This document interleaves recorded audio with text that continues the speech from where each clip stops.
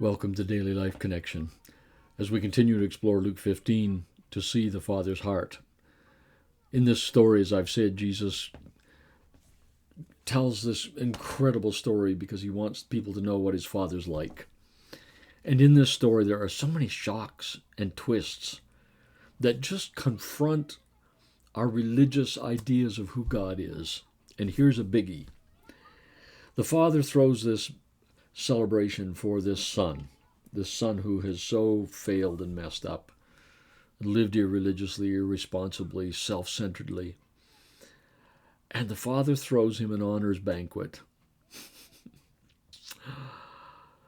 I don't know. I think sometimes we become so familiar with the story, we forget how shocking that is. For those Pharisees standing there listening to that story, the religious leaders of the day, when they heard this father throws an honors banquet for a total failure, they had to have stood there with, like, really? And then when it began to sink in, there must have been disgust. Oh, just ridiculous story. Ridiculous. God isn't like that. What father would do that? A father who throws honors banquets for failures. Now, I don't know about you, but an old guy like me, it's hard to remember back to school, but there was honor list.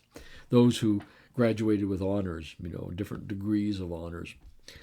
And the graduates would all wait for those lists to be posted.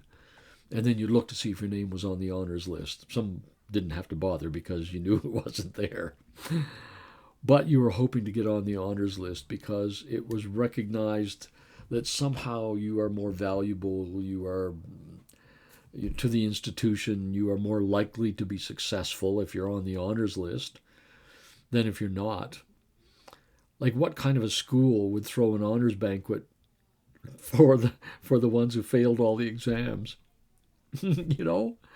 That's how ridiculous this story is. A company that throws a banquet and celebrates the salespeople who've lost the most money. That's the absurdity, excuse me, of this story.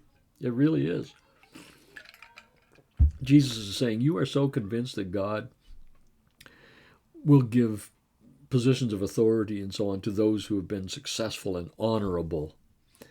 He will honor them in the kingdom of God. The great statesman of the day, Billy Graham's going to get a great crown because he was such an honorable man and so on. And I'm sure he will, but not because he was an honorable man, but because God gives out crowns. and, and in this story, this loser is given an honors banquet. He's seated at the head table with the Father. He gets served first. He gets waited on the most.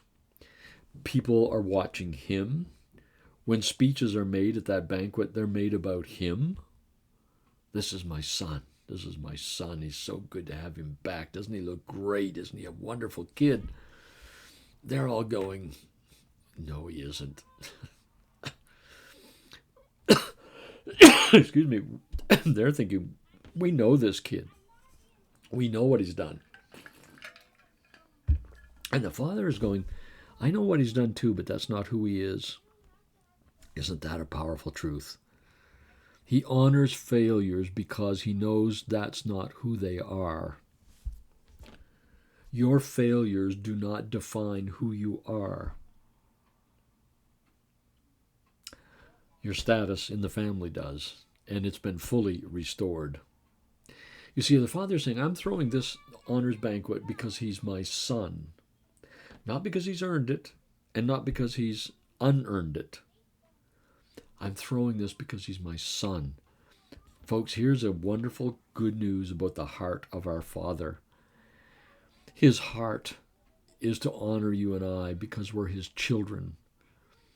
Our failures will never determine our status with him. Ever. No matter how big or bad they are. And this story about this kid, like he left the family, destroyed the family fortune. He destroyed the reputation. He left his religion and worked with pigs, which was totally, he just rejected everything there was that was honorable and good. And the Father's honoring him. The Father honors failures.